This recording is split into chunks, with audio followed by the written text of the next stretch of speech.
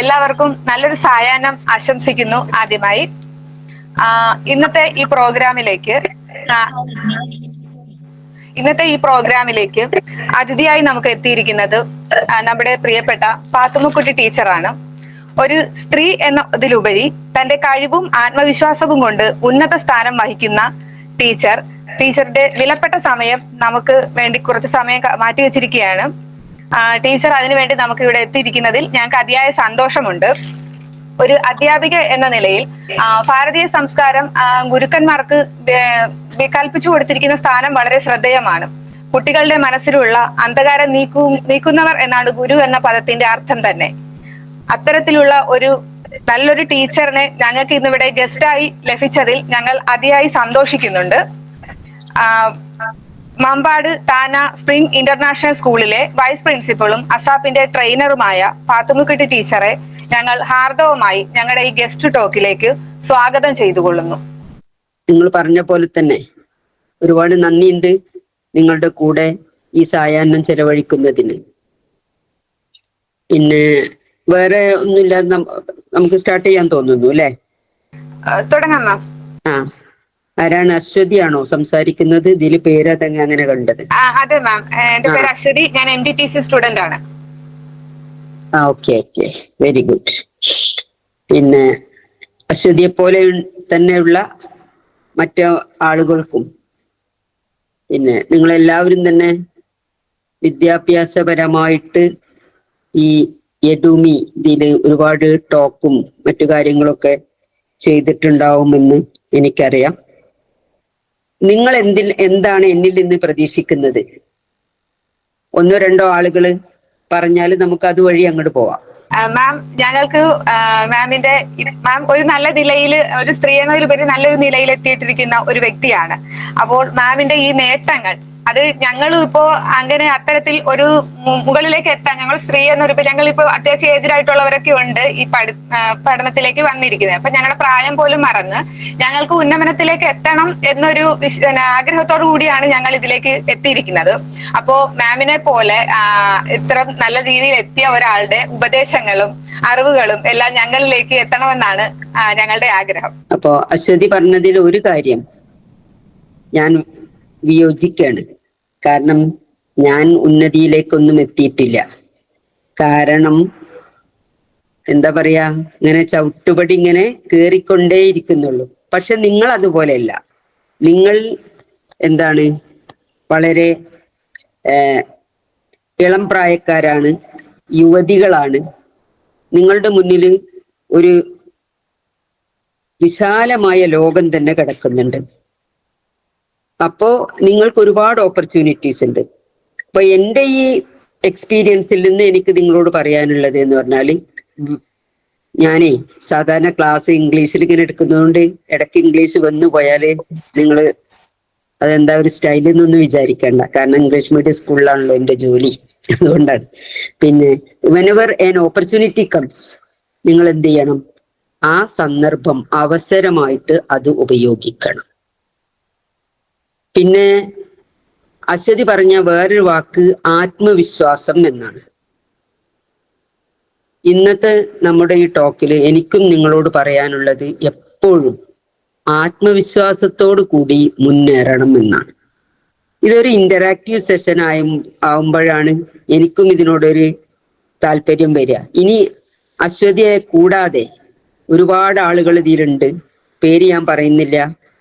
അപ്പൊ നിങ്ങളുടെ ആഗ്രഹങ്ങളും നിങ്ങൾ എന്താണ് നിങ്ങളുടെ ലക്ഷ്യം, ഇന്ന് ഞാൻ വന്ന് സംസാരിക്കുമ്പോൾ എന്ത് സംസാരിക്കണമാണ് എന്നാണ് നിങ്ങളുടെ ലക്ഷ്യം എന്നുള്ളത് പറഞ്ഞാൽ കുറച്ചും കൂടി കാര്യങ്ങൾ എളുപ്പമാവും. അപ്പൊ ആത്മവിശ്വാസം എന്ന് പിന്നെ അശ്വതി പറഞ്ഞു. നമ്മൾ ഇംഗ്ലീഷിൽ അതിന് സെൽഫ് കോൺഫിഡൻസ് എന്ന് പറയും. എന്താണ് സെൽഫ് കോൺഫിഡൻസ് അല്ലെങ്കിൽ ആത്മവിശ്വാസം? ആ വാക്കിൽ തന്നെ ഉണ്ട് അല്ലേ? ആത്മവിശ്വാസം, അതായത് ആത്മീയമായ വിശുദ്ധി, അതാണ് ആത്മവിശ്വാസം. ഇപ്പോ ഒരു ഉദാഹരണത്തിന്, ഇപ്പൊ നിങ്ങളോട് ഈ പ്രോഗ്രാമിന് തന്നെ ഒരു സ്വാഗതം പറയാൻ പറഞ്ഞു, അല്ലെങ്കിൽ ഒരു 1-2 മിനിറ്റ് സംസാരിക്കാൻ പറഞ്ഞു. ആ സമയത്ത് എനിക്കതിന് കഴിയുകയില്ല എന്ന് പറയുന്നതിന് പകരം എനിക്കതിന് കഴിയും, യെസ് ഐ ക്യാൻ, അത് നമ്മുടെ ആത്മവിശ്വാസമാണ്. ഇല്ലെങ്കിൽ എന്തുണ്ടാവും? നമ്മളെന്നും ഒരു പിന്നാമ്പുറക്കാരായിട്ട്, പിൻ ബെഞ്ചിലിരിക്കുന്നവരായിട്ട്, പിൻ സീറ്റ് പിടിക്കുന്നവരായിട്ട് അങ്ങനെ തുടർന്നുകൊണ്ടേയിരിക്കും. നമ്മൾ ജീവിതം കുറെ അങ്ങോട്ട് എത്തുമ്പോ തിരിഞ്ഞു നോക്കുമ്പോ പിന്നെ എന്താ വിചാരിക്കുക? അയ്യോ, എനിക്ക് അങ്ങനെയൊക്കെ ചെയ്യാമായിരുന്നു എന്ന് പിന്നെ നമ്മൾ വിചാരിച്ചിട്ട് കാര്യമുണ്ടോ? ആരെങ്കിലും ഒരാൾ പറയൂ. Other than Aswathi. ഇല്ല മാം. ആ, അപ്പൊ നമ്മൾ എന്ത് ചെയ്യണം? നമ്മളുടെ മുന്നിൽ വരുന്ന എല്ലാ അവസരങ്ങളും ഉപയോഗിക്കണം. അതിന് സന്തോഷമുണ്ട്, നിങ്ങളെല്ലാവരും ഇപ്പോഴും പഠിക്കുന്നുണ്ട്. പിന്നെ അശ്വതി പറഞ്ഞു ഒരുപാട് കുറച്ച് ഏജ്ഡ് ആയിട്ടുള്ള ആളുകളുണ്ട്. എന്തായാലും എൻ്റെ അത്ര ഏജ് ആർക്കും ഉണ്ടാവില്ല. ഞാനിപ്പോഴും പഠിക്കുന്നുണ്ട്. ഞാനിപ്പോ ഇവര് നടത്തിയ AI ക്ലാസ്സിൽ ഞാൻ പങ്കെടുത്തിരുന്നു. ഇപ്പൊ AI എന്നൊന്നും പറഞ്ഞാൽ ഇപ്പൊ നമുക്ക് അത്ര അങ്ങോട്ട് എനിക്ക് പെട്ടെന്ന് ദഹിക്കുന്ന കാര്യമൊന്നുമല്ല. എന്നിരുന്നാലും കാരണം നമ്മൾ എന്താ പറയേണ്ടത്? Life long learning. Life long learning എന്ന് പറഞ്ഞാൽ മനസ്സിലാവാത്തവരുണ്ടോ? ജീവിതകാലം മുഴുവൻ എന്ത് ചെയ്യണം? നമ്മൾ പഠിക്കണം. നമ്മൾ സ്കൂളിൽ പോവുക അല്ലെങ്കിൽ കോളേജിൽ പോവുക, എന്നിട്ട് അവിടുന്ന് ഒരു ഡിഗ്രി കിട്ടുക, ആ ഡിഗ്രീന്റെ അല്ലെങ്കിൽ ഒരു ജോലി ആവുക, അതോടുകൂടി പഠിത്തം നിർത്തുക, അങ്ങനെയല്ല. നമ്മൾ എന്നും പഠിച്ചുകൊണ്ടേയിരിക്കണം. പ്രത്യേകിച്ച് ഇനി 21st സെഞ്ചുറി, 21ാം നൂറ്റാണ്ടില് ഈ AI-ന്റെ ടെക്നോളജിയുടെ ഒക്കെ ഈ അതിപ്രസരത്തിന്റെ കാലത്ത് നമ്മൾ എന്താ ചെയ്യേണ്ടത്? പഠനത്തിൽ ഉപേക്ഷ വരുത്താൻ പാടില്ല. അത് നിങ്ങളുടെ റോൾ എന്തുമാകട്ടെ, നിങ്ങളൊരു വിദ്യാർത്ഥിനിയാവട്ടെ, അല്ലെങ്കിൽ ജോലി ചെയ്യുന്ന ആളാവട്ടെ, അല്ലെങ്കിൽ ഒരു കുടുംബിനി ആവട്ടെ, ആരാണെങ്കിലും, അല്ലെങ്കിൽ ഒരു രക്ഷാകർത്താവട്ടെ, ആരാണെങ്കിലും എന്ത് വേണം? ഇന്ന് നമുക്ക് നിലനിൽക്കണമെങ്കിൽ നമ്മൾ പഠിച്ചേ മതിയാവും. ഇപ്പൊ കുറച്ച് സമയം, പ്രത്യേകിച്ച് പെൺകുട്ടികൾ എന്നുള്ള നിലയ്ക്ക്, നിങ്ങളുടെ ഡെവലപ്മെന്റിന് വേണ്ടിയിട്ട്, നിങ്ങളുടെ വ്യക്തിത്വ വികസനത്തിന് വേണ്ടിയിട്ട്, അതാണല്ലോ നമ്മൾ പേഴ്സണാലിറ്റി ഡെവലപ്മെന്റ് എന്ന് പറയുന്നത്, അതിനു വേണ്ടി ചെലവഴിക്കണം. I hope that all of you will agree with me. ഞാൻ പറയുന്നതിനോട് നിങ്ങളെല്ലാവരും യോജിക്കുന്നുണ്ടാവുമല്ലോ അല്ലേ? ആ, പിന്നെ നിങ്ങളൊക്കെ മുഖം കണ്ടാൽ എനിക്ക് എവിടുന്നെങ്കിലുമൊക്കെ നമ്മൾ വെച്ച് കാണുമ്പോ ഞാൻ അന്ന് കണ്ട കുട്ടിയാണല്ലോ എന്ന് മനസ്സിൽ ഓർക്കാമായിരുന്നു. നിങ്ങൾക്ക് പ്രത്യേകിച്ച് ബുദ്ധിമുട്ടൊന്നുമില്ലെങ്കിൽ ക്യാമറ ഓൺ ആക്കിയാൽ നന്ന്. ആ, എനിക്കറിയാം വീട്ടിലാവുമ്പോ ഇപ്പൊ എല്ലാരും അങ്ങനെ ആയിരിക്കും. ഞാനും എന്താണെന്നറിയോ, 5:30 മണിയായിട്ടുണ്ട്. ഞാൻ മമ്പാടും എന്റെ താമസ സ്ഥലമായിട്ട് കുറച്ചധികം ദൂരെയാണ്. ഞാൻ കൊണ്ടോട്ടി അടുത്താണ്, ഏകദേശം ഒഴുകൂര് എന്ന് പറയും. ഇപ്പൊ 5:30 കഴിഞ്ഞ് ഞാൻ ഇവിടെ വന്ന് കുളി നനെ കഴിഞ്ഞ് അതിന്റെ ഇടയിൽ മഗ്‌രിബ് നിസ്കരിച്ചിട്ട് ഇങ്ങോട്ട് ഓടി വന്നതാ. ഇപ്പൊ താഴെ അവിടെ TV ഓൺ ആക്കിയിട്ടുണ്ട്, ഹസ്ബൻഡ് മഗ്‌രിബ് നിസ്കരിച്ചു വന്നിട്ട്. ഇപ്പൊ ഞാൻ മെല്ലെ ഇങ്ങോട്ട് മുകളിലേക്ക് കയറി പോകുന്നതാണ്, ശല്യം ഉണ്ടാവാതെ സംസാരിക്കാന്ന് വിചാരിച്ചിട്ട്. അപ്പൊ സന്തോഷം നിങ്ങളെ കണ്ടതിലും. പിന്നെ നിങ്ങളുടെയൊക്കെ ചിരിക്കുന്ന മുഖം, എല്ലാവരും നല്ല സുന്ദരികളും വളരെ ആത്മവിശ്വാസമുള്ളവരുമായിട്ട് തോന്നുന്നു. അങ്ങനെ തന്നെ ആവട്ടെ, അല്ലേ? ആ, ഡിയർ ഫ്രണ്ട്സ്, നമുക്ക് ഒരുപാട് കാര്യങ്ങൾ മാമിനോട് ചോദിക്കാനുണ്ട്, നമ്മുടെയൊക്കെ മനസ്സിലുണ്ട്. അപ്പൊ ഓരോരുത്തർക്കും ആഗ്രഹമുള്ള, മാമിനിൽ നേടാൻ ആഗ്രഹിക്കുന്ന ഒരുപാട് കാര്യങ്ങൾ നിങ്ങൾക്ക് ഓരോരുത്തർക്കായിട്ട് ചോദിക്കാം. ആ, ഞാൻ ചെറുതായിട്ട് ഒരു എന്റെ ഒരു ഡിസ്ക്രിപ്ഷൻ കഴിഞ്ഞതിന് ശേഷം നമുക്ക് ചോദിക്കാം കേട്ടോ. ഞാൻ പറയാം. കുട്ടി വന്നിട്ടുണ്ട് അല്ലേ അറ്റൻഡ് ചെയ്യാന്. പിന്നെ അപ്പൊ ഞാൻ പറഞ്ഞല്ലോ, ഞാനൊരു സാധാരണ നാട്ടുമ്പുറത്തുകാരിയാണ്. പിന്നെ നിങ്ങൾ കേട്ടിട്ടുണ്ടോന്ന് അറിയില്ല, മൊറയൂര് ഒഴുകൂരാണ് എൻ്റെ വീട്, ഗ്രാമം. സ്കൂള് എല്ലാരും പോലെ തന്നെ ഞാൻ ഒരു സാധാ സ്കൂളിൽ പഠിച്ചു. അങ്ങനെ മൊറയൂർ VHM ഹൈസ്കൂളിലായിരുന്നു എൻ്റെ ഹൈസ്കൂള്. അന്നത്തെ കാലത്ത് ഞങ്ങളുടെ സ്കൂള് എന്ന് പറഞ്ഞാല് ഇന്നത്തെ പോലെ A+ ഒന്നും ഒന്നില്ല. ആ സമയത്ത് 100, 125, എനിക്ക് തോന്നുന്നു ഇന്ത്യയൊക്കെ ബാച്ചില് അന്നേരം 125, 130 ഒക്കെ കുട്ടികൾ പരീക്ഷ എഴുതി. അതിലാകെ 16 ആൾക്കാരാണ് പാസ്സായി. ആ കൂട്ടത്തിൽ ഞാനും പാസ്സായി പോന്നു എന്നുള്ളതാണ് സംഭവം. പിന്നെ മലപ്പുറം ഗവൺമെന്റ് കോളേജിലായിരുന്നു എന്റെ വിദ്യാഭ്യാസം. പ്രീ ഡിഗ്രിയും ഡിഗ്രിയും അവിടെ കഴിഞ്ഞ്. അപ്പോ അന്നത്തെ കാലത്തൊക്കെ അങ്ങനെയാണല്ലോ, പ്രീ ഡിഗ്രി സെക്കൻഡ് ഇയർ ആയപ്പോഴേ കല്യാണം കഴിഞ്ഞ്. പിന്നെ ഹസ്ബൻഡ് അന്നൊക്കെ അബുദാബിയിലായിരുന്നു. പിന്നെ എന്നെ പഠിപ്പിക്കാൻ അദ്ദേഹത്തിന് ഇഷ്ടമായിരുന്നു. അതുകൊണ്ട് തന്നെ പഠനം മുന്നോട്ട് പോയി. പിന്നെ ഡിഗ്രി കഴിഞ്ഞതിന്റെ ശേഷം ഞാൻ മമ്പാട് കോളേജിലാണ് MA അറബിക്കിന് ചേർന്നത്. MA അറബിക് പരീക്ഷ കഴിഞ്ഞ് ആ സമയത്ത് ഞാൻ പ്രഗ്നന്റ് ആയിരുന്നു. ഒരു മോള് ആണ് അത്, മൂത്ത കുട്ടി. അത് കഴിഞ്ഞിട്ടാണ് പിന്നെ കോഴിക്കോട് ഗവൺമെന്റ് ട്രെയിനിങ് കോളേജിൽ നിന്ന് B.Ed എടുത്തത്. ആ സമയത്ത് മമ്പാട് കോളേജില് അന്നൊക്കെ ലെക്ചറർ എന്നാ പറയാ, എന്റെ പോസ്റ്റ് ഉണ്ട് എന്ന് പറഞ്ഞിട്ട് എന്നെ പ്രൊഫസർ അറിയിച്ചു. പ്രൊഫസർ അബ്ദുൽ അസീസ് എന്നാണ് അദ്ദേഹത്തിന്റെ പേര്, മങ്കട അബ്ദുൽ അസീസ് മൗലവി. അങ്ങനെ MES അറിയാലോ, കുറച്ച് ഇതൊക്കെ ഉണ്ട്. അതെല്ലാം കഴിഞ്ഞ് ഞാൻ അവിടെ ചേർന്നു. പക്ഷേ ദൗർഭാഗ്യകരം എന്ന് വേണമെങ്കിൽ പറയാം, ഞാൻ ചേർന്നത് ഒരു ലീവ് വേക്കൻസിയിലായിരുന്നു. അദ്ദേഹം ഗൾഫിലോ മറ്റോ പോയ വേക്കൻസി. അപ്പൊ 5 വർഷത്തിന് എന്തായാലും ഉണ്ടാവും എന്നായിരുന്നു അന്ന് പറഞ്ഞിരുന്നത്. അത് കഴിയുമ്പോഴേക്ക് വേറെ പിന്നെ വേക്കൻസി ഉണ്ടാവും. ഇദ്ദേഹം 6 മാസം കൊണ്ട് തന്നെ തിരിച്ചു വന്നു. അങ്ങനെ I was ousted from the service. പിന്നെ ഞാൻ MES തന്നെ മണ്ണാർക്കാട് കോളേജിൽ അവിടെ ഇവിടെയൊക്കെ കുറച്ച് വർക്ക് ചെയ്തു. ആ ഇടയിൽ തന്നെ അന്നാണ് UGCയുടെ നെറ്റ് എക്സാം വന്നത്.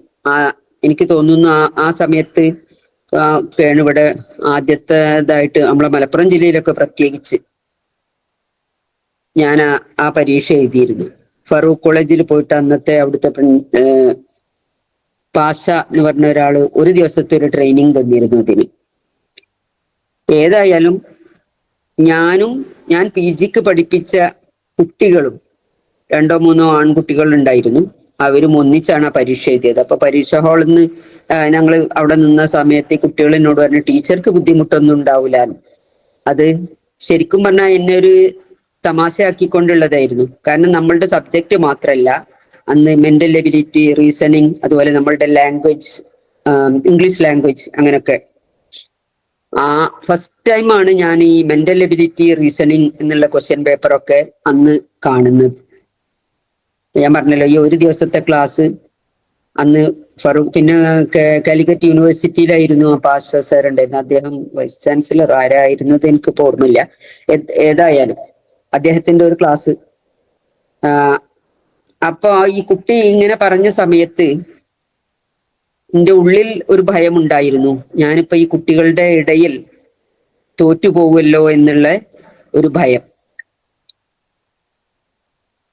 ഇപ്പോഴാണെങ്കിൽ എനിക്ക് ആ ഭയം ഉണ്ടാവില്ല കേട്ടോ. കാരണം കുട്ടികളുടെ ഇടയിൽ ഇപ്പോ ഞാൻ ഒരുപാട് പ്രാവശ്യം തോൽക്കാറുണ്ട്.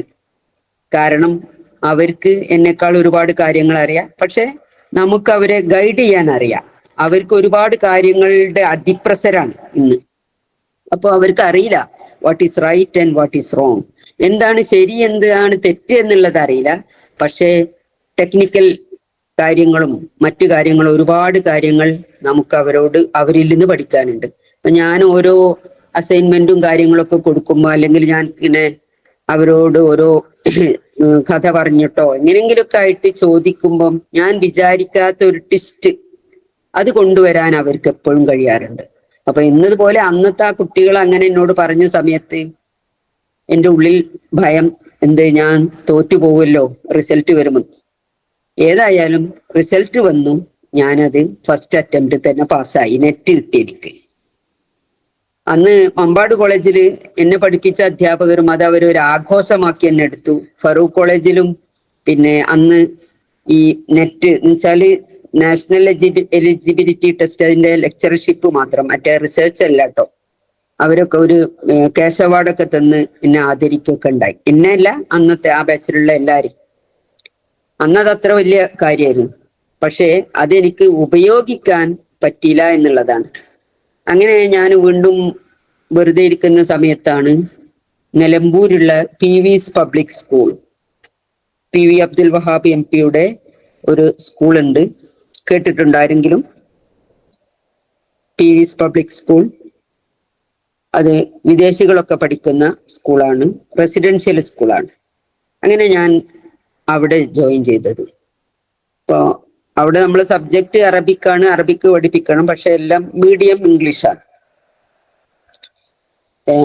ആ സമയത്ത് അവിടെ പ്രൊഫസർ ബാലകൃഷ്ണൻ എന്ന് പറഞ്ഞ ഒരു സാറായിരുന്നു. അന്ന് ഈ മോള് ഇതുപോലെ തന്നെ ചെറിയ കുട്ടിയാണ്, അല്ല മോളല്ല മോന്, രണ്ടാമത്തെ കുട്ടി. അങ്ങനെ ഞാൻ അവിടെ പോയി ചേർന്ന്. റെസിഡൻഷ്യൽ സ്കൂൾ ആയതുകൊണ്ട് അവിടെ താമസിക്കണം. അങ്ങനെ 16 വർഷം ഞാൻ അവിടെ ജോലി ചെയ്തു. അത് ആ ജോലി എൻ്റെ ജീവിതത്തിൽ ഒരു ടേണിംഗ് പോയിന്റ് ആയിരുന്നു. കാരണം അവിടെ നമുക്ക് ഒരുപാട് ട്രെയിനിങ് കിട്ടും. അപ്പൊ നിങ്ങളോട് ഞാൻ പറഞ്ഞല്ലോ, ഇപ്പം എന്ത് അവസരം കിട്ടുമ്പോഴും അത് വിനിയോഗിക്കണം. അതുപോലെ ഈ ട്രെയിനിങ് അവസരങ്ങളെല്ലാം തന്നെ ഞാൻ നന്നായിട്ട് ഉപയോഗിച്ചു. പിന്നെ അവിടുത്തെ ലൈബ്രറി ഞാൻ നന്നായിട്ട് ഉപയോഗിച്ചു. പിന്നെ അവിടെ ഔട്ട് ഓഫ് സ്റ്റേറ്റ് ആയിട്ടുള്ള ആളുകൾ ഉണ്ടാവും, വിദേശത്തു നിന്ന് വരുന്ന ആളുകൾ ഉണ്ടാവും. അവരൊക്കെ ആയിട്ട് ഇന്ററാക്ട് ചെയ്യാൻ അവസരം കിട്ടി. സ്കൂളിൽ തന്നെ മൈക്കൊന്ന് ഓഫ് ആക്കിക്കോളും. പിന്നെ സ്കൂളിൽ തന്നെ ടോസ്റ്റ് മാസ്റ്റേഴ്സ് ഇന്റർനാഷണൽ എന്ന് പറഞ്ഞിട്ടൊരു ക്ലബ് ഉണ്ട്. കേട്ടിട്ടുണ്ടോ അതിനെപ്പറ്റി? ടോസ്റ്റ് മാസ്റ്റേഴ്സ് ഇന്റർനാഷണൽ ആരെങ്കിലും കേട്ടിട്ടുണ്ടോ? അതൊരു ഇനി നെറ്റിൽ അടിച്ചു നോക്കിയാൽ കിട്ടും. ടോസ്റ്റ് മാസ്റ്റേഴ്സ് ഇന്റർനാഷണൽ എന്നുള്ളത് ഒരു പബ്ലിക് സ്പീക്കിങ്ങിന്റെ ക്ലബാണ്. അപ്പൊ അതിന് ഡോളറാണ് നമ്മൾ അടക്കേണ്ടത്. അപ്പൊ സ്കൂൾ ഒരു ഉപാധി വെച്ചു, നമ്മള് പിന്നെ എല്ലാവർക്കും ഇത് ചെയ്യണം എന്ന് നിർബന്ധമാണ്. കാരണം being part of the professional development, നമ്മളുടെ പ്രൊഫഷന്റെ പുരോഗതിക്ക് വേണ്ടിയിട്ട് അത് അത്യാവശ്യമാണ് എന്ന് പറഞ്ഞു. അങ്ങനെ ചേർന്ന സമയത്ത് തന്നെ ഇതുപോലെ തന്നെ പലരും പറഞ്ഞു, നമ്മളെ പോലുള്ളവർക്ക്, എക്സ്പീരിയൻസ്ഡ് ആയ ആളുകൾക്കൊന്നും അത് വേണ്ട, അതൊക്കെ ഇനി യങ്സ്റ്റേഴ്സ് ചെയ്യട്ടെ, നമുക്ക് ഇനിയിപ്പോ അതിന്റെയൊക്കെ സമയം എവിടെ എന്ന് പറഞ്ഞു. ഏതായാലും ഞാൻ without any hesitation I gave my name. ഞാൻ അതില് മെമ്പറായി. ഒരു 3-4 സ്പീച്ചൊക്കെ അതിൽ നടത്തിയപ്പോ തന്നെ നല്ല ആത്മവിശ്വാസം വന്നു. പിന്നെ ഞാനാണ് ആ ക്ലബ്ബ് റൺ ചെയ്തത് തന്നെ. ഒരു 5-6 കൊല്ലം ആ ക്ലബ്ബ് അതിന്റെ പ്രസിഡന്റായിട്ടും വൈസ് പ്രസിഡന്റായിട്ടും പിന്നെ അങ്ങനെ ഡിഫറെന്റ് റോൾസ് അതിലെടുത്തിട്ട് അത് കൊണ്ടു നടന്നു ബാക്കിയുള്ള ടീച്ചേഴ്സിനൊക്കെ. അപ്പൊ അങ്ങനെ അവിടെ എല്ലാ ആഴ്ചയിലും ഉണ്ടാവും ഈ ടോസ്റ്റ് മാസ്റ്റേഴ്സ് ക്ലബ്ബ് ഉണ്ടാവും. പിന്നെ അതുപോലെ തന്നെ ഈ ഒരു ഇൻഹൗസ് പ്രോഗ്രാം നമ്മളുടെ പ്രൊഫഷണൽ ഡെവലപ്മെന്റിന് വേണ്ടിയിട്ട്. അങ്ങനെയാണ് എനിക്ക് എൻ്റെ കമ്മ്യൂണിക്കേഷൻ സ്കില്ല് ഡെവലപ്പ് ചെയ്യാൻ പറ്റിയത്. പിന്നെ അതേ ടോസ്റ്റ് മാസ്റ്റേഴ്സ് ഇന്റർനാഷണലിന്റെ ഒരു വിദ്യാർത്ഥികൾക്ക് വേണ്ടിയുള്ള ഗേവൽ ക്ലബ് എന്ന് പറഞ്ഞിട്ടൊന്ന്, ഞാൻ തന്നെ ആയിരുന്നു അതിന്റെ ഇൻചാർജ്. അതും ഒരു 5-6 വർഷം അതേപോലെ പോയി. അപ്പൊ ഈ കുട്ടികളുടെ കാര്യങ്ങളും, അപ്പൊ ഇതൊക്കെ നമുക്കറിയാത്ത കാര്യങ്ങളാവുമ്പം പ്രത്യേകിച്ച് കുട്ടികൾ സംശയം ചോദിക്കും. ആ സമയത്ത് ഇത് ആൻസർ കണ്ടുപിടിക്കാൻ വേണ്ടിയിട്ട് ഞാനും അവരും ഒന്നിച്ചു പഠിച്ചു എന്ന് വേണമെങ്കിൽ പറയാം. അതുകൊണ്ടാണ് they are not my students, we are co-learners.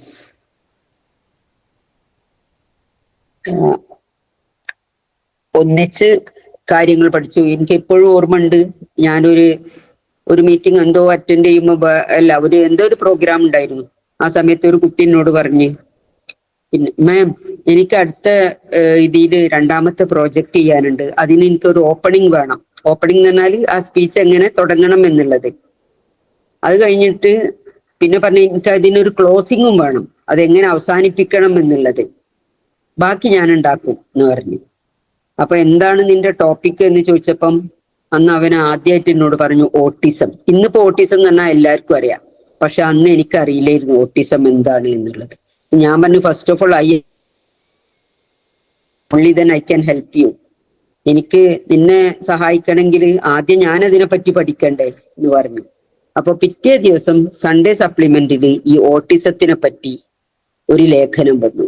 അങ്ങനെ ഞാനത് ഇരുന്ന് വായിച്ച് വേറെ ആരോടൊക്കെ ചോദിച്ച് മനസ്സിലാക്കി. അങ്ങനെയാണ് ഞാൻ ആ കുട്ടിയെ അന്ന് ഗൈഡ് ചെയ്തത് എന്ന് പറയാം. അപ്പോ അത് എനിക്ക് ശരിക്കും എൻ്റെ മുന്നിൽ വന്നിരുന്ന ഒരു പ്രതിസന്ധിയാണ്. കാരണം എനിക്കറിയാത്തൊരു കാര്യം എൻ്റെ വിദ്യാർത്ഥി എന്നോട് ചോദിക്കുമ്പോൾ എനിക്ക് പറയാമായിരുന്നു എനിക്കറിയില്ല എന്ന് പറയാൻ തന്നെ ചിലപ്പോൾ മടിയായിരണല്ലോ നമുക്ക്. കാരണം ഞാൻ ഇത്ര സീനിയറായി എന്നിട്ട് എനിക്കറിയില്ല എന്നുള്ളത് എങ്ങനെ പറയുന്നില്ല. പക്ഷെ ഞാൻ അവനോട് ആദ്യമേ അത് പറഞ്ഞു, എനിക്കറിയില്ല എന്ന് പറഞ്ഞു. പിന്നെ ഞാനത് പഠിച്ചു. അങ്ങനെ അതിന് ഓപ്പണിങ്ങും കൺക്ലൂഷനും ഒക്കെ കൊടുത്തു. അങ്ങനെ ചെയ്യുമ്പോ എന്താണെന്നറിയോ, നമ്മൾ സത്യാവസ്ഥ അവരോട് പറയുമ്പോ നമുക്കും പിന്നെ ഒന്നും മറച്ചു വെക്കാനില്ല. നമ്മുടെ ആത്മവിശ്വാസം കൂടും. കുട്ടികൾക്കും നമ്മളിലുള്ള ആ ഒരു ട്രസ്റ്റ് അത് കൂടും. പിന്നെ നിങ്ങളെല്ലാരും ഇപ്പൊ വീട്ടിലല്ലേ ഇരിക്കുന്നത്? വീട്ടിലാണോ?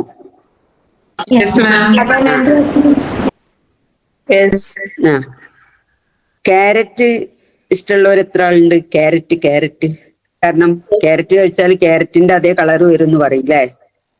അങ്ങനെയാണ് എന്റെ കളറൊക്കെ കൂടിയത്. പിന്നെ ക്യാരറ്റ് അറിയാം അല്ലേ? പിന്നെ മുട്ട അറിയില്ലേ? മുട്ട ഇപ്പൊ കടയിൽ നിന്ന് വാങ്ങുന്ന മുട്ടയാണോ നാടൻ മുട്ടയാണോ? ഏതാ നിങ്ങൾ ഉപയോഗിക്കുക? രണ്ടും ഉപയോഗിക്കാറുണ്ട് മാം. രണ്ടും ഇഷ്ടാണ്. മുട്ട ഇഷ്ടമാണ്. ആയിക്കോട്ടെ, ഇഷ്ടാണ്. പിന്നെ കോഫി ഇഷ്ടാണോ? Coffee yes ma'am. കോഫി തന്നെ കുടിക്കാറ്. Very good. അപ്പൊ ഞാന് ഈ 3 സാധനം നമുക്കറിയുന്നതാണ്, നമ്മൾ സാധാരണ ഉപയോഗിക്കുന്നതാണ്. ഇത് നമ്മളുടെ ജീവിതവുമായിട്ട് വെച്ച് നോക്കുമ്പോൾ നമുക്കൊരു ചാൻസ് കിട്ടുകയാണെങ്കിൽ ക്യാരറ്റ് ആവാനാണോ, മുട്ടയാവാനാണോ, അതല്ല കോഫി പൗഡർ ആവാനാണോ, ഏതാണ് നിങ്ങൾക്ക് ഇഷ്ടം? ഇഷ്ടം ഏതാ ആവാനാണ് എന്ന് പറയുന്നതോട് കൂടി തന്നെ എന്തുകൊണ്ടാണ് എന്നുള്ളതും കൂടി ഒരു 3-4 ആള് പറയണം. ഇപ്പൊ വിചാരിക്കുകയാണ് എല്ലാരും അത് മറ്റൊരു പറഞ്ഞോളും എന്നുള്ളത്. അങ്ങനെയല്ല. ഞാൻ പറഞ്ഞല്ലോ, യൂസ് ദ ഓപ്പർച്യൂണിറ്റി. ഈ അവസരം വിനിയോഗിക്കണം. ഒരു 30 സെക്കൻഡ്സ് ആലോചിക്കും. മുട്ടയാണ് ഇഷ്ടം മാം. എന്താ കാര്യം? ആരോഗ്യത്തിന് നല്ലതാന്ന് പറഞ്ഞു കേട്ടിട്ടുണ്ട്. നല്ല കാൽസ്യം ഉള്ള ഒരു സാധനമാണ്. അതുകൊണ്ട് മുട്ടയാണ് എനിക്കിഷ്ടം. അത് മാത്രല്ല, അതാണ് പ്രോട്ടീൻ റിച്ച് ആണ്. പ്രോട്ടീൻ റിച്ച് കാണിക്കുന്നുണ്ട്. പിന്നെ ഞാനൊരു തടിയുണ്ട ഒരാളാണ്. വെയിറ്റ് ലോസിന് ബെസ്റ്റ് മുട്ടയാന്ന് കേട്ടിട്ടുണ്ട് ഞാൻ. അതെ. അതുപോലെ തന്നെ മുട്ട എന്നാല് നമുക്ക് വിശപ്പ് ഒരു വിധമൊക്കെ എങ്ങനെ അല്ലെ പിടിച്ചു നിർത്താം. പിന്നാരാ? എനിക്കും മുട്ടയാണ് മാം ഇഷ്ടം. കാരണം മറ്റൊന്നുമല്ല, മുട്ട കൊണ്ട്, അതായത് കുട്ടികളുടെ വളർച്ചയിൽ തന്നെ മുട്ട ഭയങ്കര ഒരു പ്രധാന ഘടകമാണ്. ഡെയിലി തന്നെ ഒരു മുട്ട അല്ലെ 2 മുട്ട കഴിക്കുന്നത് വളരെ നല്ലതാണ്. പ്രോട്ടീൻ റിച്ച് ആണ്. അതായത് മുട്ട കൊണ്ട് ഒരുപാട് നമ്മുടെ ആരോഗ്യപരമായ നേട്ടങ്ങളുണ്ട് മുട്ട കൊണ്ട്. അതുകൊണ്ട് മുട്ടയാകാനാണ് ഞാൻ താല്പര്യപ്പെടുന്നത്. അതെ. അപ്പോ പിന്നെ ഇതൊക്കെ ഇപ്പം പ്രോട്ടീൻ റിച്ച് ആണ്, ഇതിന്റെ ബെനിഫിറ്റ് ആണ് നമ്മൾ പറയുന്നത്. നമ്മളുടെ ജീവിതത്തിൽ നമ്മൾ കാണുന്ന, നമ്മൾ ഫേസ് ചെയ്യുന്ന പ്രശ്നങ്ങൾക്ക് ഇതുമായിട്ട് എങ്ങനെ കണക്ട് ചെയ്യാൻ പറ്റും എന്നുള്ളതാണ് എന്റെ ചോദ്യം. അപ്പൊ ഇനി ക്യാരറ്റ് ഇഷ്ടമുള്ളവരാരും ഇല്ലേ? എന്താ കാര്യം? വെജിറ്റബിൾ ആണ്, നല്ല ഭംഗിയുള്ള വെജിറ്റബിൾ ആണ്. പിന്നെ അത് കഴിച്ചാൽ നല്ല ഭംഗി കൂടും പറയും. ഞാൻ പറഞ്ഞല്ലോ, ഒറ്റ ഭംഗി അങ്ങനെ കൂടിയതാണ്. വൈറ്റമിൻ ഒക്കെ നല്ല അടങ്ങിയതുകൊണ്ട് that is a secret of my beauty.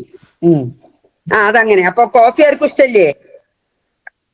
Coffee ഇഷ്ടമുണ്ട്, പക്ഷെ അതിന്റെ ഗുണങ്ങൾ എന്താ അറിയില്ല. അറിയുള്ളൂ. കോഫി നമ്മളിപ്പോ ഒരു ഉറക്കച്ചടവും അല്ലെങ്കിൽ നമുക്കൊരു ഉന്മേഷം കിട്ടാനൊക്കെ കോഫി അല്ലേ? കുറച്ചൊക്കെ ആന്റി ഓക്സിഡന്റ്സ് ഉണ്ടെന്ന് പറയുന്നു. അതൊക്കെ ഉണ്ട്. കഴിഞ്ഞാല് തലവേദന വന്നാ പിന്നെ അതന്നെ കുടിക്കണം പോലെ. ഇനി എനർജി ഉണ്ടാവും. നല്ലതാണ്. അങ്ങനെ പോട്ടെ. ഇനി എന്റെ ഒരു ചോദ്യം, ഇപ്പൊ നമ്മള് പിന്നെ സ്റ്റൗ കത്തിച്ചു, അതിൽ 3 ബർണർ കത്തിച്ചിട്ടുണ്ട്, 3 പാത്രം വെച്ചു, അതിൽ വെള്ളം തിളക്കാൻ വെച്ചിട്ടുണ്ട്. ഒന്നില് മുട്ട ഇട്ടു, ഒന്നില് ക്യാരറ്റ് ഇട്ടു, ഒന്നില് കോഫി പൗഡർ ഇട്ടു. 5 മിനിറ്റ് അത് അങ്ങോട്ട് തിളച്ച്. അപ്പൊ എന്തായിരിക്കും ഉണ്ടാവുക? ഇപ്പൊ നമ്മൾ സ്റ്റൗ ഓഫ് കോഫി ആയിട്ടുണ്ടാവും. മറ്റത് ക്യാരറ്റും എഗ്ഗും കുക്കാവും. ക്യാരറ്റ് നല്ല വെന്ത് വന്നിട്ടുണ്ടാവും. ആ മുട്ട ഓംപ്ലേറ്റ് ആയിട്ടുണ്ടോ? ഓംലെറ്റ് ആണോ? അല്ല, വെള്ളം മുട്ട തിളപ്പിച്ചതിലിട്ടാൽ ബോയിലായിട്ട് ആ നല്ല ബോയിൽ. പുഴുങ്ങി നല്ല പാകമായിട്ടുണ്ടാവും അല്ലേ? കോഫിയിലേക്ക് കൂട്ടി കഴിക്കാൻ ഇപ്പൊ ഇവിടെ ഈ തിളച്ച വെള്ളം എന്നുള്ളതാണ് നമ്മുടെ ചുറ്റുപാട്. നമ്മുടെ ചുറ്റുപാട് എന്ത്? തിളച്ച വെള്ളം. ഈ തിളച്ച വെള്ളത്തിന് എന്ന ഈ ചുറ്റുപാടില് ഈ മൂന്നാളുകളും, അതായത് ക്യാരറ്റും മുട്ടയും കോഫി പൗഡറും, മൂന്നാൾക്കും ഒരേ ചുറ്റുപാടാണ് ഉണ്ടായത്. പക്ഷേ 5 മിനിറ്റ് കഴിഞ്ഞപ്പം അവരിലുണ്ടായ മാറ്റം മൂന്ന് ഒന്ന് ആ വ്യത്യസ്ത ഒന്ന് നിങ്ങൾ വിഭവങ്ങളായി മാറുന്നു. ഒന്ന് നിങ്ങൾ പറഞ്ഞതുപോലെ തന്നെ ക്യാരറ്റ് അങ്ങോട്ട് പോയപ്പോ എന്തായിരുന്നു? നല്ല ഹാർഡായിരുന്നു അല്ലേ? കട്ടിയായിരുന്നു. പക്ഷെ ഇങ്ങോട്ട് വന്നപ്പോ നല്ല വെന്ത് നല്ല സോഫ്റ്റ് ആയിട്ടുണ്ട്. മുട്ട അങ്ങോട്ട് പോയപ്പോ എന്തായിരുന്നു? മുട്ട അങ്ങോട്ട് പോയപ്പോ ലിക്വിഡ് ഫോം പോലെ. ഇങ്ങോട്ട് തിരിച്ചു വന്നപ്പം നല്ല ഹാർഡ്. ഹാർഡായിട്ടുണ്ട്. അതിന്റെ പിന്നെ വെള്ളയും മഞ്ഞയൊക്കെ നല്ല ഖരരൂപത്തിലായിട്ടുണ്ട്, ഹാർഡായിട്ടുണ്ട്. കോഫി പൗഡറോ? കോഫി പൗഡർ എന്തായി? അലിഞ്ഞു ചേർന്ന്. Yes, correct. അതാണ് അതിന്റെ ആൻസർ. അതിൽ അലിഞ്ഞു ചേർന്ന്. അപ്പോ ഇങ്ങനെ തന്നെയാണ് നമ്മുടെ ജീവിതത്തിൽ നമ്മൾ അതിനെ കമ്പയർ ചെയ്യുമ്പോൾ നമ്മുടെ ജീവിതത്തിലും ഇപ്പൊ ഈ തിളച്ച വെള്ളം എന്നുള്ളതാണ് നമ്മുടെ ചുറ്റുപാട്, നമ്മളുടെ പ്രശ്നങ്ങൾ. അതിലേക്ക് നമ്മളെ ഇട്ടാല് നമ്മൾ എന്ത് ചെയ്യണം? തിളച്ച വെള്ളത്തിൽ കിടന്നിട്ട് അതിൽ അലിഞ്ഞു ചേർന്ന് നമ്മൾ അതിനോട് താതാത്മ്യപ്പെട്ട്, അപ്പൊ കോഫി ഇങ്ങോട്ട് നല്ല തിളക്കണ ഇത് വരുമ്പോ നല്ല സ്മെല്ല് എല്ലായിടത്തും ഉണ്ടാവൂലേ? കോഫി ആയേ നല്ല സ്മെല്ല് വരൂലേ അടുക്കളയില്? അതുപോലെ നമുക്കും നമ്മുടെ ജീവിതത്തിൽ പ്രതിസന്ധികൾ വരുമ്പോൾ അതിനോട് താതാത്മ്യപ്പെട്ടുകൊണ്ട് അതിൽ നിന്ന് നമ്മൾ മറ്റൊന്നായിട്ട് രൂപപ്പെടാൻ നമുക്ക് സാധിക്കണം. ഇപ്പൊ ഇവിടെ മുട്ടയുടെ കാര്യത്തിൽ എന്താ ഉണ്ടായത്? മുട്ട അങ്ങോട്ട് പോയപ്പം ഇതുപോലെ തന്നെ ദ്രാവക രൂപത്തിൽ പോയി, പക്ഷെ ഇങ്ങോട്ട് വന്നപ്പോ ഭയങ്കര ഹാർഡായിട്ട് വന്നു. കാരണം അതിന് ആ പ്രതിസന്ധി തരണം ചെയ്യാൻ സാധിച്ചില്ല. അതുപോലെ ക്യാരറ്റ് അങ്ങോട്ട് ഹാർഡായി പോയ ആള് ഇങ്ങോട്ട് വന്നപ്പം വളരെ സോഫ്റ്റ് ആയി. കാരണം ഈ പ്രതിസന്ധി തരണം ചെയ്യാൻ അതിനും സാധിച്ചില്ല. നേരെ മറിച്ച് കോഫി പൗഡറിന് എന്തുണ്ടായി? കോഫി പൗഡറിന് അവിടെ ഇപ്പൊ ആൾക്ക് അതിൽ അലിഞ്ഞു ചേർന്നു. ഇപ്പൊ കോഫി പൗഡർ അതിൽ നിന്ന് നമുക്കിപ്പോ വേർതിരിച്ചെടുക്കാൻ കഴിയുകയില്ല. പക്ഷെ എല്ലാവർക്കും ഇഷ്ടമാണ് എന്ത്? ഒരു നല്ല ചൂടുള്ള ഒരു കപ്പ് കോഫി, അല്ലേ? അപ്പൊ അതുപോലെ ആയിരിക്കണം നമ്മുടെ ജീവിതത്തിൽ. ഒരുപാട് പ്രശ്നങ്ങളും ഇല്ലാത്ത ജീവിതം ആർക്കെങ്കിലും ഉണ്ടോ? അതിനും ഇല്ല. അപ്പൊ നമ്മള് ഇനി ജീവിതത്തിൽ ഒരു പ്രതിസന്ധി വരുമ്പം നിങ്ങൾ ഇതിനെപ്പറ്റി ഒന്ന് ആലോചിക്കണം. എന്ത്? ഞാൻ കോഫി പൗഡർ ആവണോ? ഞാൻ മുട്ട ആവണോ? ഞാൻ ക്യാരറ്റ് ആവണോ എന്നുള്ളത്. ചോയ്സ് ഈസ് യുവേഴ്സ്, അല്ലേ? അപ്പൊ അതിന്റെ ചോയ്സ് നിങ്ങൾക്കാണ്. നിങ്ങൾ തീരുമാനിക്കണം. വേറൊരാള് എന്ത് പറഞ്ഞാലും അല്ലെങ്കിൽ മറ്റെന്ത് പ്രതിസന്ധി വന്നാലും എന്റെ ജീവിതം ഞാൻ ജീവിക്കും. I will live my life at the fullest. അതിൽ നിന്ന് ഞാൻ കുറെ ആവലാതിപ്പെട്ട് കുറെ ഇതായി ക്യാരറ്റ് പോലെ ഒന്നിനും പറ്റാതെ ഇങ്ങനെ വളരെ സോഫ്റ്റായി വാടി കരിഞ്ഞായി വന്നിട്ട് കാര്യമില്ല. പിന്നെ മുട്ട പോലെ വളരെ ഹാർഡായിട്ട് വേറെ ഒന്നിലും താല്പര്യമില്ലാതെ ഡിപ്രസ്ഡ് സ്റ്റേറ്റിലായിട്ടും കാര്യമില്ല. നേരെ മറിച്ച് നമ്മൾ അതിനോട് പൊരുതി ജയിക്കാൻ നോക്കണം. അതാണ് ക്യാരറ്റും മുട്ടയും കോഫി ബീനും. വായന ഇഷ്ടമുള്ളവർ എത്ര ഉണ്ട്? ആരോ മെസ്സേജ് അയച്ച ആഗ്രഹമുണ്ട് പക്ഷെ സാധിക്കുന്നില്ല. അത് സാധിക്കും. അതിനെന്ത് വേണം? നമ്മൾ മെന്റൽ റെഡിനെസ് വേണം. ആഗ്രഹമുണ്ട് എന്നുള്ളത് വലിയ കാര്യം. ആഗ്രഹമുള്ളവർക്ക് പിന്നെ അത് സാധിക്കും. അപ്പൊ ഇപ്പൊ വെറുതെ ഒരു തോന്നലാണ് എന്ത്? എനിക്കതിന് കഴിയോ? ഞാൻ ആദ്യം പറഞ്ഞു, നമ്മൾ ആത്മവിശ്വാസം എന്ന് പറഞ്ഞാൽ എന്താണ്? Yes I can, yes I can. എല്ലാരും ഒന്ന് കണ്ണടക്കോ? വീട്ടിലുള്ളവർ വിചാരിക്കും എന്താ അവള് കണ്ണടച്ചിരിക്കുന്നു അല്ലേ? ആ, നിങ്ങൾക്ക് എന്താണോ വേണ്ടത്, എന്താണോ ആവേണ്ടത് എന്നുള്ളത് നിങ്ങളുടെ മനസ്സിൽ മാത്രം ഒന്ന് ആലോചിച്ചിട്ട് ഒന്ന് കണ്ണടക്കുക. ആവാൻ പറ്റുന്നില്ല എന്ന് പറഞ്ഞ് മെസ്സേജ് കണ്ടു. അപ്പൊ അങ്ങനെ എല്ലാവർക്കും ഉണ്ടല്ലോ, ആവാൻ പറ്റാത്ത എനിക്കും ഉണ്ട്, ആവാൻ പറ്റാത്ത. പക്ഷെ നമ്മൾ അതൊന്ന് കണ്ണടച്ചിട്ട് ഒന്ന് വിഷ്വലൈസ് ചെയ്യാം. എന്നിട്ട് പറയൂ, നിങ്ങളുടെ മനസ്സിനോട് പറയൂ, yes I can, yes I can, എനിക്കതിന് സാധിക്കും, എനിക്കതിന് സാധിക്കും എന്നുള്ളത് പറയാം. ആയിക്കോട്ടെ, കണ്ണു തുറക്കെ. എന്നാ എല്ലാരും ഒന്ന് പറയോ യെസ് ഐ ക്യാൻ എന്ന്? ഒന്നുറക്കെ.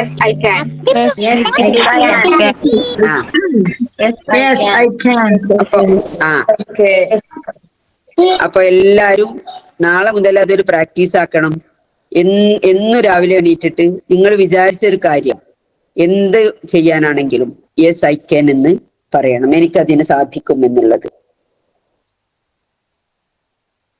ഞാൻ വായിച്ച ഒരു കുറെ മുമ്പെന്നോ വായിച്ചതാണ്.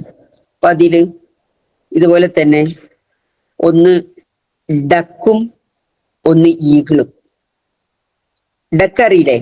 നമ്മളെന്തായാലും പറയാ താറാവല്ലോ, താറാവും പിന്നെ ഈഗിളിന് പരുന്ത് മുമ്പൊക്കെ പറഞ്ഞിരുന്നു അല്ലെ? ഇപ്പൊ ഇപ്പൊ വേറെ എന്തോ പറയാറുണ്ട് തോന്നുന്നു. ഏതായാലും താറാവും പരുന്തും തമ്മിലുള്ള വ്യത്യാസം എന്താണ്? ഒരു പക്ഷി പറക്കും, പരുന്ത് പറക്കും, താറാവിന് പറക്കാൻ കഴിയില്ല. അപ്പോ നമ്മള് താറാവണോ നമ്മള് പരുന്താവണോ എന്നുള്ളത് ആരുടെ തീരുമാനമാണ്? നമ്മളുടെ മാത്രം തീരുമാനം. അപ്പൊ നമ്മള് എന്ത് പ്രതിസന്ധി ജീവിതത്തിൽ നേരിടുമ്പോഴും ഒന്ന് ആലോചിക്കണം. താറാവ് എപ്പോഴും എന്താണ് ക്വാക്ക് ക്വാക്ക് ക്വാക്ക് എന്ന് പറഞ്ഞിട്ട് ഈ കംപ്ലൈന്റ് ഇങ്ങനെ പറഞ്ഞുകൊണ്ടിരിക്കുക. നേരെ മറിച്ച് ഈഗിൾ എന്ത് ചെയ്യും? ഉയരത്തിൽ പറന്ന് അത് നേടിയെടുക്കും. അപ്പൊ അതുപോലെ നമ്മളും ചെയ്യണം.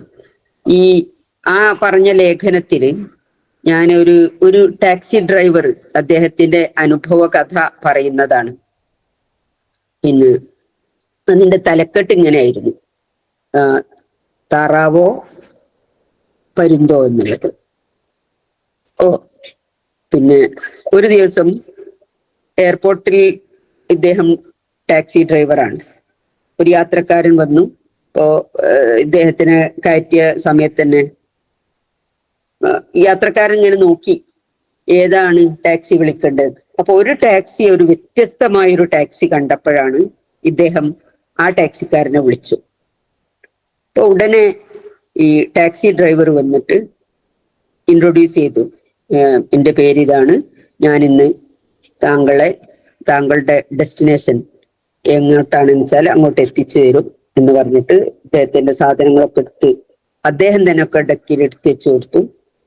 പിന്നെ ഇപ്പോ ഈ ടാക്സിയുടെ ഒരു പ്രത്യേകത എന്ന് പറഞ്ഞാല് പുറഭാഗം ഒരു പൊടി പോലുമില്ലാതെ നല്ലോണം കഴുകി തുടച്ച് വളരെ വൃത്തിയായിട്ടുണ്ട്. അപ്പൊ ആർക്കും കണ്ടാലൊന്ന് നോക്കിപ്പോവും, അങ്ങനെ തിളങ്ങുന്നുണ്ട്.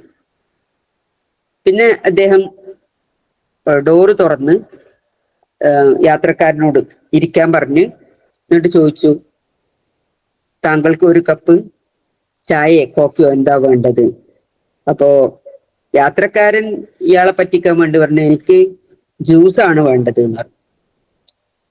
അപ്പോൾ ഡ്രൈവർ പറഞ്ഞു, നോ പ്രോബ്ലം, ഞാൻ ഇതില് ഒരു പാത്രത്തിൽ ജ്യൂസും ഞാൻ കരുതാറുണ്ട് എന്ന് പറഞ്ഞിട്ട് ജ്യൂസ് കൊടുത്തു. പിന്നെ അദ്ദേഹത്തിന് കുറച്ച് വീക്കിലികൾ ഉണ്ടായിരുന്നു, മാഗസിൻസ്. അപ്പോ താങ്കൾക്ക് സംസാരിക്കാനാണോ ഇഷ്ടം അതോ ഇത് വായിക്കാനാണെങ്കിൽ അങ്ങനെയും ചെയ്യാം, അല്ലെങ്കിൽ നമുക്ക് സംസാരിക്കാം. പിന്നെ ഡെസ്റ്റിനേഷൻ പറഞ്ഞപ്പം ഞാൻ താങ്കളെ ഏറ്റവും സുരക്ഷിതമായിട്ടും ഏറ്റവും താങ്കൾക്ക് സാമ്പത്തികമായി ലാഭമുണ്ടാകുന്ന രീതിയിലും താങ്കളുടെ സ്ഥലത്തേക്ക് എത്തിച്ചു തരും. ഇപ്പോ പുറത്ത് ഗ്ലാസ് തുറന്നിട്ടിട്ട് താങ്കൾക്ക് ഈ പുറത്തത്തെ കാഴ്ച കണ്ടിട്ട് യാത്ര ചെയ്യാനാണോ, അതല്ല താങ്കൾ ഇത് വായിച്ചിട്ടോ എങ്ങനെ യാത്ര ചെയ്യാനാണ് ഇഷ്ടം എന്ന് ചോദിച്ചു. ഇതൊക്കെ ആയപ്പം യാത്രക്കാരന് ഇതൊരു പുതിയ അനുഭവമായിരുന്നു. അപ്പൊ അദ്ദേഹം ചോദിച്ചു, നിങ്ങൾ ഇങ്ങനെ തന്നെയാണോ എല്ലാ നിങ്ങളുടെ യാത്രക്കാരെയും കൈകാര്യം ചെയ്യുന്നത്? അപ്പൊ അദ്ദേഹം പറഞ്ഞു, ഡ്രൈവർ പറഞ്ഞൊരു മറുപടി, ഇപ്പോൾ ഞാൻ അങ്ങനെയാണ് സർ, പക്ഷെ മുമ്പ് ഞാൻ അങ്ങനെ ആയിരുന്നില്ല. എന്റെ ജീവിതത്തിൽ ഞാനൊരു മാറ്റം വരുത്തിയത്, ഞാനൊരു പ്രഭാഷണം കേട്ടു. ആ പ്രഭാഷണത്തിൽ അദ്ദേഹം പറഞ്ഞത്, നിങ്ങൾ സാധാരണ ഒരു ഡക്ക്, ഒരു താറാവായി എന്നും ക്വാക്ക് ക്വാക്ക് എന്ന് ശബ്ദം ഉണ്ടാക്കി കംപ്ലൈന്റ് പറഞ്ഞ് ഒരു കംപ്ലൈന്റ് ബോക്സ് ആയി നടന്നാൽ നിങ്ങൾക്ക് ജീവിതകാലം മുഴുവൻ അങ്ങനെ ആവാം. അതല്ല, നിങ്ങൾക്ക് കിട്ടുന്ന അവസരങ്ങൾ ഉപയോഗിച്ച് കഴിയുന്നത്ര ഉയരത്തിൽ പറക്കാൻ നോക്കി അതിന് ശ്രമിച്ചാൽ നിങ്ങൾക്ക് പരുന്തിനെ പോലെ പറന്ന് കാര്യം നേടാനും സാധിക്കും. അങ്ങനെയാണ് ഞാൻ എൻ്റെ ഈ വാഹനത്തില് ഇങ്ങനെയുള്ള കാര്യങ്ങളും ഈ മാറ്റങ്ങളും വരുത്തിയത്. അതോടുകൂടി എന്തായി, ഈ എയർപോർട്ടിൽ വന്ന് എൻ്റെ കസ്റ്റമേഴ്സ് മുഴുവൻ എൻ്റെ അടുത്ത് നിന്ന് ഫോൺ നമ്പർ വാങ്ങും. അവരെപ്പോ വന്നാലും എന്നെ മാത്രമേ വിളിക്കുള്ളൂ. അതോടുകൂടി തന്നെ എൻ്റെ ഇൻകം 10 മടങ്ങായി വർദ്ധിച്ചു. കാരണം എനിക്ക് കാത്തു നിൽക്കേണ്ടി വരാറേ ഇല്ല, ക്യൂവിൽ നിൽക്കേണ്ടി വരാറേ ഇല്ല. കാരണം എല്ലാവർക്കും എനിക്കെപ്പോഴും ഡിമാൻഡാണ്. അപ്പൊ ആ മാറ്റം ഞാൻ ഉണ്ടാക്കിയെടുത്ത മാറ്റാണ്. എങ്ങനെ മറ്റുള്ളവരിൽ നിന്നും എങ്ങനെ വ്യത്യസ്തമാകാം, അങ്ങനെ നിങ്ങൾ എല്ലാവർക്കും എങ്ങനെ വ്യത്യസ്തരാകാം എന്നുള്ളത് നിങ്ങൾ തീരുമാനിക്കണം. നമുക്കൊരു താറാവാകണോ അതല്ല ഒരു ഈഗിളാവണോ എന്നുള്ളത് നമ്മളുടെ മാത്രം തീരുമാനമാണ്. ഞാൻ നേരത്തെ പറഞ്ഞു, ആത്മവിശ്വാസം അത് ആത്മീയതയുടെ വിശുദ്ധിയാണത്. അതിന് നമ്മൾ എന്തെല്ലാം ചെയ്യണം എന്നുള്ളത് നമ്മൾ തന്നെ ഒരു പ്ലാൻ ഉണ്ടാക്കുക. എല്ലാ പ്ലാനും നമുക്ക് വിജയിച്ചോളണം എന്നില്ല, പക്ഷേ നമ്മൾ അതിൽ നിന്ന് കുറേശ്ശെ അത് ചെയ്തു തീർത്താൽ I am sure that you can achieve anything you want. ആർക്കെങ്കിലും സംശയം തോന്നുന്നുണ്ടോ? ഇതൊക്കെ ഇപ്പൊ പറയാൻ എളുപ്പമാണ്, ഇതൊക്കെ എങ്ങനെ ചെയ്യാന്നുള്ളത് തോന്നുന്നുണ്ടോ? ഞാൻ എൻ്റെ കാര്യം പറയാ. ഞാൻ പറഞ്ഞല്ലോ, ഞാൻ അറബിക് ടീച്ചറായിട്ടാണ് ഇത്. എൻ്റെ പോസ്റ്റ് ഗ്രാജുവേഷൻ അറബിയാണ്. പിന്നെ ഞാനിപ്പോ ഇംഗ്ലീഷിൽ ഞാൻ ഡിഗ്രി എടുത്തിട്ടില്ല കേട്ടോ, പക്ഷെ ട്രെയിനിങ്ങിലും മറ്റതും ഇംഗ്ലീഷിന്റെ അസാപ്പിന്റെ കമ്മ്യൂണിക്കേറ്റീവ് ഇംഗ്ലീഷിന്റെ ട്രെയിനറായി ആദ്യം അതിനൊരു പരീക്ഷ എഴുതിയിരുന്നു. ആദ്യത്തെ പരീക്ഷ എഴുതിയ സമയത്ത് ഇതേപോലെ പിന്നെ ഞാൻ പാസ്സായില്ല. അങ്ങനെ കുറെ കഴിഞ്ഞിട്ട് വീണ്ടും, കാരണം അതൊക്കെ ഈ ടെക്നിക്കൽ, നമ്മള് പിന്നെ ഓൺലൈനാണ് എക്സാം. അപ്പോ ഇതിങ്ങനെ വരും, സമയം ഇങ്ങനെ മറിയുന്നതനുസരിച്ച് നമുക്കും ടെൻഷൻ കൂടും. പിന്നെ ടെക്നിക്കലായിട്ടും ക്വസ്റ്റ്യൻസ് ഉണ്ടായിരുന്നു. അത് കഴിഞ്ഞിട്ട് SD ആയി. പിന്നെ ഞാന് നമ്മളുടെ ഈ കൊറോണ കാലത്താണ് അതിന്റെ ഒരു പിന്നെ 180 hours ആയിട്ടുള്ള ഒരു കോഴ്സ് ഉണ്ടായിരുന്നു. കൊറോണ കാലത്തല്ല, അതിന്റെ മുമ്പ് തുടങ്ങി. വീക്കെൻഡ് ക്ലാസ്സിലാണ് ഞാൻ ചേർന്നിരുന്നത്. പക്ഷെ കൊറോണ വന്ന് പിന്നെ അത് കുറെ കാലം എന്തായി, ഓൺലൈനായി. അങ്ങനെ അതിന്റെ പരീക്ഷയും കഴിഞ്ഞ് പിന്നെ അതിന്റെ ട്രെയിനേഴ്സ് തിരുവനന്തപുരത്ത് പോയിട്ട് അതും ചെയ്തു. അപ്പൊ ഞാൻ പറഞ്ഞു വന്നത്, അപ്പൊ ഞാൻ അറബിയാണ്, എനിക്ക് കഴിയില്ല ഇംഗ്ലീഷ് ചെയ്യാൻ, ഞാൻ എങ്ങനെ പഠിക്കുക എന്നൊക്കെ പറഞ്ഞു നിന്നാൽ നമുക്ക് അവിടെ നിൽക്കാം. ഇങ്ങനെ ഓപ്പർച്യൂണിറ്റി, ഞാൻ പറഞ്ഞല്ലോ ഞാനും തോറ്റിട്ടുണ്ട്. ആ പരീക്ഷയിൽ ആദ്യം SDEക്ക് നടത്തിയ പരീക്ഷയിൽ കോഴിക്കോട് വെച്ചിട്ടായിരുന്നു, IIT-ലോ എവിടെ വെച്ചിട്ടാണ്, NIIT-ല് ഞാൻ ആദ്യം പോയി. അപ്പൊ തന്നെ നമുക്ക് ആ പരീക്ഷ കഴിഞ്ഞ് നമ്മൾ സബ്മിറ്റ് ചെയ്ത് കൊടുത്ത അപ്പൊ തന്നെ റിസൾട്ട് കണ്ടു വരും, നമ്മളെ കയ്യിൽ കിട്ടി. ആ തോറ്റ കടലാസ് വെച്ചാണ് ഞാൻ വീട്ടിലേക്ക് തിരിച്ചു വന്നത്. പിന്നെ ഞാൻ ഒരു 5-6 വർഷമൊക്കെ കഴിഞ്ഞിട്ടാണ് പിന്നെ ആരോ എന്നോട് ഇങ്ങനെ പറഞ്ഞു, നിങ്ങൾ അത് എഴുതി എന്ന് പറഞ്ഞപ്പം പിന്നെയും പോയി എഴുതി. ഏതായാലും അപ്പൊ കിട്ടി. അത് പിന്നെ തിരൂർ വെച്ചായിരുന്നു. അപ്പോ അത് നമ്മളുടെ ഒരു ആത്മവിശ്വാസമാണ്. നമ്മൾ എഴുതണം എന്നുള്ളതും നമ്മൾ ജയിക്കണം എന്നുള്ളതും നമ്മളുടെ തീരുമാനമാണ്. മൊബൈൽ യൂസ് എങ്ങനെയുണ്ട് നിങ്ങളുടെയൊക്കെ? അടിപൊളിയല്ലേ?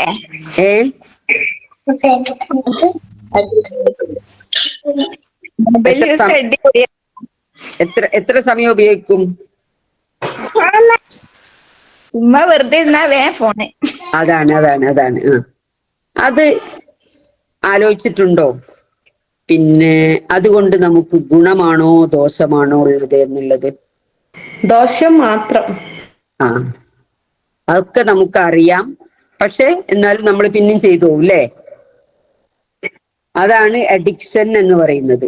അറിയാലോ, ഇപ്പൊ നമ്മൾ പറയൂലേ, മദ്യത്തിന്റെ, മയക്കുമരുന്നിന്റെ ഒക്കെ അഡിക്ഷൻ, അതിനോട് അഡിക്റ്റഡ് ആയി അതിന്ന് രക്ഷപ്പെടാൻ പറ്റുന്ന, ഇപ്പൊ ഇന്ന് ലോകത്ത് ഏറ്റവും ആളുകൾ നേരിടുന്ന ഒരു പ്രശ്നമാണ്. ഒന്നാമത് നമുക്ക് സമയമില്ല, രണ്ടാമത് ഈ മൊബൈൽ അഡിക്ഷൻ കൊണ്ടാണ് അതിന്റെ കാരണം. ഈ 2024 കഴിഞ്ഞിട്ട് ഇപ്പൊ ദിവസങ്ങളല്ലേ ആയിട്ടുള്ളൂ. ഇന്നിപ്പോ 11-ാം തീയതിയാണ്. 2024 ഓക്സ്ഫോർഡ് ഡിക്ഷണറി ഒരു പുതിയ വേർഡ് ചേർത്തിട്ടുണ്ട്. ആ വേർഡ് നിങ്ങൾ ആരെങ്കിലും വായിച്ചോ? എവിടെങ്കിലും കണ്ടോ? കമന്റ് ബോക്സിൽ ആരും കേട്ടില്ലല്ലോ? കേട്ടിരുന്നു. വേടും ചീഞ്ഞത് എന്ന അർത്ഥം തന്നെ അതല്ലേ? കേടായത് എന്നർത്ഥം വരുന്ന വേടല്ലേ? വേട് മറന്നു. എന്തിന് കേടായത്? എന്തോ മറന്നുപോയി വേട്. ബ്രെയിൻ റൂട്ട് എന്നാണോ? അതെ. ആരാണ് പറഞ്ഞ? സഫ്രാനെ. ചീഞ്ഞ ബ്രെയിൻ അർത്ഥം വരുന്നത്.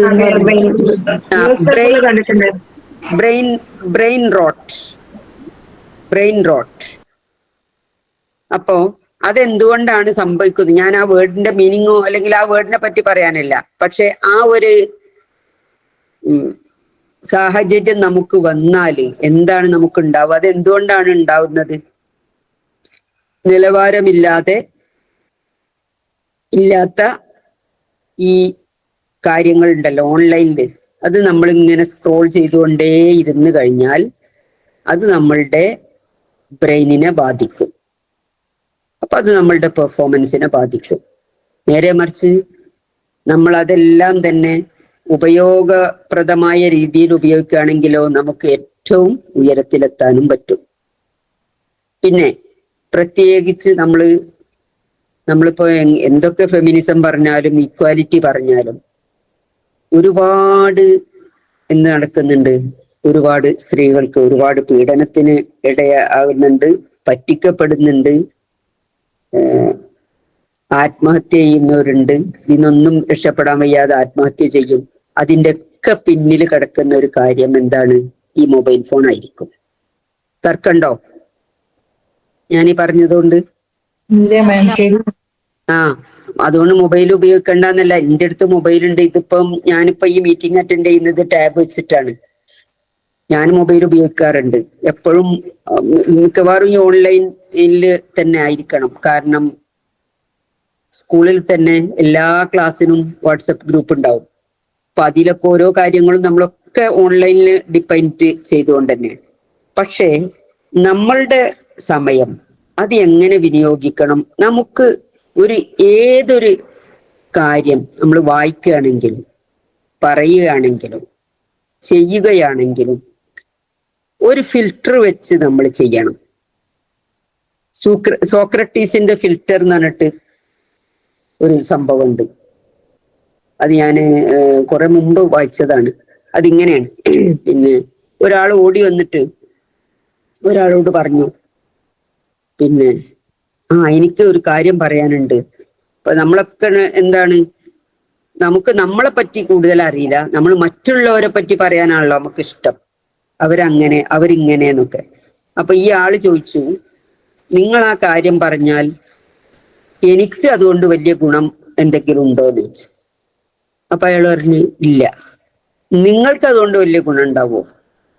ഇല്ല. പറയുന്ന ആളെ പറ്റി പറയുന്ന അയാൾക്ക് എന്തെങ്കിലും ഗുണം ഉണ്ടാവും? അതുമില്ല. പിന്നെന്തിനാ അത് പറയുന്നത് എന്ന് പറഞ്ഞ് അദ്ദേഹത്തെ നിരുത്സാഹപ്പെടുത്തി. അപ്പൊ ഈ 3 ചോദ്യം നമ്മൾ ചോദിക്കേണ്ടത് ആവശ്യമാണ്. ഈ പറച്ചിലിന് മാത്രമല്ല. ഇപ്പൊ ഈ ഫോണ് എടുത്ത് ഉപയോഗിച്ച് നമ്മളിപ്പം ഒരു ഫോൺ ഇങ്ങോട്ട് വന്നാലായിക്കൂടെ, ഇപ്പൊ അൺലിമിറ്റഡ് കോളും അൺലിമിറ്റഡ് ആണല്ലോ എല്ലാം, അല്ലേ? GB. അപ്പോ ഇതുകൊണ്ട് എനിക്ക് എന്ത് ഉപകാരം ഉണ്ടാവും, ഇതെനിക്ക് നല്ല കാര്യത്തിന് ഉപയോഗിക്കാൻ പറ്റുമോ, ഇതുകൊണ്ട് എനിക്ക് എന്ത് ഗുണം ഉണ്ടാവും, ഇതെന്റെ ഫാമിലി റിലേഷൻഷിപ്പിനെ ബാധിക്കുമോ, എൻ്റെ കുട്ടികളുള്ളവരാണെങ്കിൽ എൻ്റെ മക്കളുടെ വളർച്ചയ്ക്ക് ഞാൻ അവരെ വളർത്തുന്നതിൽ അതിനെ ബാധിക്കുമോ, എൻ്റെ മാതാപിതാക്കളുമായിട്ടുള്ള ബന്ധത്തിനെ ബാധിക്കുമോ എന്നുള്ളത് എപ്പോഴും നമ്മൾ ആലോചിക്കണം. നിങ്ങൾ ഇപ്പൊ വിചാരിക്കുന്നുണ്ടാവും നിങ്ങൾക്ക് ഇത്രയൊക്കെ ഏജ് ആയി, ഞങ്ങളുടെ age is entirely different, we are youth. പക്ഷെ ഞാൻ നിങ്ങളുടെ ആ ഏജിൽ നിന്നുകൊണ്ടാണ് പറയുന്നത്, എപ്പോ നിങ്ങൾ മൊബൈൽ ഉപയോഗിക്കുമ്പോഴും ഒരു മെസ്സേജ് പാസ് ചെയ്യുമ്പോഴും അല്ലെങ്കിൽ ഒരു ഫോട്ടോ അപ്ലോഡ് ചെയ്യുമ്പോഴും അല്ലെങ്കിൽ ഒരു ഫോട്ടോ മറ്റൊരാൾക്ക് കൊടുക്കുമ്പോഴും ഒക്കെ ഈ ഒരു കാര്യം നിങ്ങൾ ആലോചിച്ചതിന് ശേഷം മാത്രം ചെയ്യുക. ഇംഗ്ലീഷിലൊരു ഫ്രേസ് ഉണ്ട്, think before you leap. Think before you leap. Think അറിയില്ലേ, THINK, തിങ്ക്